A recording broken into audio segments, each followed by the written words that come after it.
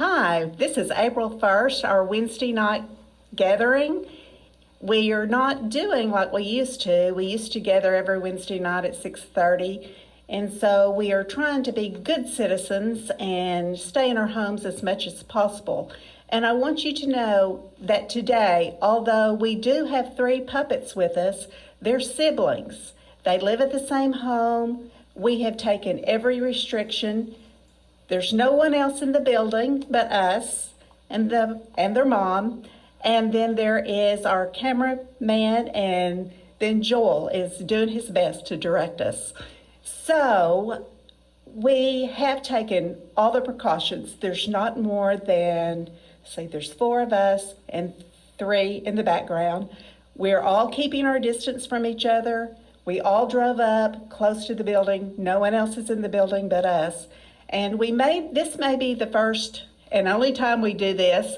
I don't know, things may get stricter as we go on before we get past all of this. But for today, we're going to have a little surprise for your children. We're going to have some puppet classroom going on. And I'd like to introduce you to first, Tanner. Hi, my name is Tanner, and this is the Wednesday night class, No Fooling. No fooling. It's April 1st. That's right, Tanner. Okay, Kinley. Hi, how are y'all? Kinley, I'm so glad you could join us. Hannah. Hello. Hi, Hannah. Hannah, I can't see you as well, or Kinley or Tanner, because I'm at a distance. That's the only reason. I'm at a distance. So if you want to answer a question, go ahead and say, Miss Mikie, and I would, just like class, just like the last Wednesday night we met, Tanner was in my class, and if he wanted to speak or offer an insight, he would get my attention. So that's what y'all are going to need to do too. Okay. Okay, thanks. Okay. So Jesus gave Peter an opportunity to make up to him what he had done. If y'all remember, our last lesson was when Peter denied Jesus 3 times, and he was so sad about that. He was scared. We talked about that. But each time the question was asked, Jesus told Peter to take care of his sheep. This was after Jesus saw Peter. And if you have your pencil and paper with you, I want you to look up John chapter 10, 1 through 18. Look that up and read about our story. I just gave you a little bit of an insight to what it was going to be. Okay, the idea of love and obedience is summed up in 1 John 5, 2 through 4. This is how we know that we love the children of God, by loving God and carrying out his commands. In fact, this is love for God, to keep his commandments. And his commandments are not burdensome, for everyone born of God overcomes the world. This is the victory that overcomes the world, even our faith. So this week we're going to focus on our love for Jesus and others. And is it enough, Hannah or Kinley, is it enough just to love Jesus? Is that all we need to do, is just love him? No. What would happen if we just loved him, but we didn't share him? Would that benefit anyone? No, ma'am. No, that's right. So he wants us to do more. And so we're going to focus on that this week, and we're going to talk in our story. Now, our class, the 2nd and 3rd graders, received this in the mail this week. Those of you that are listening that didn't, I'm going to read the story again for you and for our children that receive this in the mail as well, and they can follow along if they have it. It's called Breakfast with Jesus. Can you imagine breakfast with Jesus? Our Bible story is from John chapter 21, 1 through 17. So after the story and after the class is over, go back and read in your Bibles. But one evening, at some point after Jesus had risen, after he had died on the cross, gone into the grave, and risen, he had already, as far as is recorded in the Bible, appeared 2 times. Once was to his mother. Another one was to his mother and some of the disciples. Another one was he came back because somebody doubted that he had really appeared. Does anybody remember who that was, who doubted? It was Thomas. Well, this was another time, and I'm not sure how long it had been since that time, but one evening Peter was restless. Have y'all been restless a little bit these days? Well, just tell me, Kenley, Hannah, or Tanner, just tell me how life has been different for you. A lot different. I haven't been able to see any of our friends. That's hard, isn't it?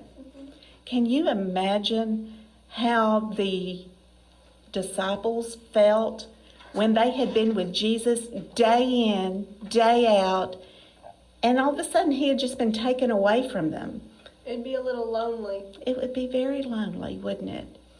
And they missed him. And you can understand how our life has changed so much lately. So you can understand how lonely we've been at times. We took for granted being able to meet our friends, to go to school. But even though y'all are homeschooled, you still get together with other homeschooled students, right? Sometimes. What activities do you do with those students?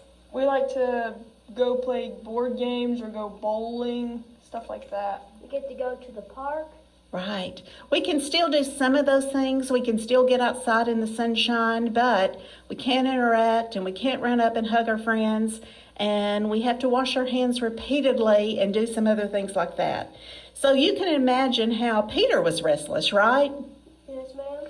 Since he used to be a fisherman, he decided to, what do you think he decided to do? What would a fisherman want to do the most of anything else? You think he'd want to go fishing? Mm-hmm. Absolutely. So he told some of the other disciples that he was going to go fishing. What do you think they wanted to do? They probably want to go with him. They wanted to go with him. It sounded like a great idea. As they rowed out into the Sea of Galilee, the disciples thought about Jesus, because Jesus had been out on the water with them before, hadn't he? Mm-hmm. He had. He had risen from the dead and had appeared to them twice. When would they see him again? They were all wondering. He had to be on their minds constantly. All night long, the disciples cast their net. They had a net. This isn't exactly a net, but they had one, and they made the nets back then. And they cast it and would bring it back. They would cast it and bring it back. How many fish did they catch? 0. 0. That's right. That had to be discouraging, right? It was. All night long, they kept dragging the net back in empty. Very early in the morning, what did they decide to do? Kind of give up? Yes, ma'am. They were going to go back to shore. As they got near, the disciples saw a man standing on the shore. There was a campfire burning near him. Have you ever been around a campfire? Yes, ma'am. It's very smoky. It's smoky, so they were able to see him quite easily, don't you imagine? Yes, ma'am. Friends, the man shouted. What did he ask them? As they were coming back in their boat, what did he want to know? Did they catch any fish? That's right. Have you caught anything? They shouted back. Not one what? Fish? Not one fish. Throw your net on the other side of the boat, the man called. You'll catch some. Can you believe what would you think if you had been fishing, maybe with a fishing rod, out in the boat with your dad, and somebody from the shore says, "Put your hook on the other side." What would you think? I think we could do it. Okay, well, you know what? That's what's great about this age. They have such faith. They really do. Me, I would have probably thought, he doesn't know what he's talking about. But thank goodness they decided to try what the man said. Sometimes I don't take directions very well. I was by the window last time because I thought y'all would like to see a little light. It didn't work out very well. So I followed direction this time, and we're going to hope things are better. But thankfully, they followed instructions. As they pulled the net, they saw it was full of fish this time. They pulled it and pulled it and pulled it. And sometimes the nets, back in those days, they would be so full that what would happen to the net? It would break. That's right. It would break real easily. It was so heavy, the net was so full of fish that they couldn't even bring it up into the boat. It didn't break, but they couldn't bring it up to the boat. Suddenly, John, what did he realize about the man on the shore? And it was Jesus. It was the Lord, right. It was Jesus. "It's the Lord," he shouted. Peter was so excited that he jumped overboard. But you know, if you read in the scripture, Peter did one thing before he jumped overboard. He put on his outer garment. And we're going to talk about that was a custom in the day to do something like that. And we're going to talk about it after our lesson. But Peter was so excited that he jumped overboard and swam to the shore as fast as he could. The other disciples, they followed in the boat, pulling the net filled with fish. A fisherman you couldn't go to the grocery store and buy fish, could you? Well, how do y'all get your fish? Do y'all eat fish? We do. Yes, ma'am. How do you normally get the fish that you eat? Go to the store and buy them. That's right. That's what we do a lot of the time. Or we go out to a restaurant. Remember when we used to go to restaurants? Yes, ma'am. It was really peaceful and nice. It was, wasn't it? But you know what? We can still get food. That's one thing. We're blessed. Even though we may not attain it the way we used to could and sit in a restaurant and visit with our friends, we still have plenty of food, and we're fortunate that way, aren't we? Yes, ma'am. Well, they had to really work for their food. So they were fishermen, and they had all that fish. They weren't wanting to jump out of that boat, and Peter was a little excited, but the rest of them, didn't want to waste that fish, did they? No, ma'am. The disciples looked at the fire Jesus had built to cook fish over bread he had bought. "Come have breakfast," Jesus said. They didn't wake up and probably have the same kind of breakfast we had, like bacon and eggs or oatmeal or donuts. They didn't have access to that. They might not have eaten 3 meals a day like we do. I don't know what their custom was in that day and age about eating, but when they were hungry, they fixed a good meal with what they could pick up. And the disciples, they were so happy to see Jesus. After breakfast, Jesus came over to Peter and asked, what did he ask Peter? What did he want to know? Do you love me? Do you love me? Peter remembered how Jesus had forgiven him already for turning his back on him, because he denied that he even knew Jesus 3 times, didn't he? He did. Of course, Lord, Peter said. You know that I love you. So Jesus told Peter, and if you have this little handout, there's some little blanks right in there. You can read John 21, verse 15.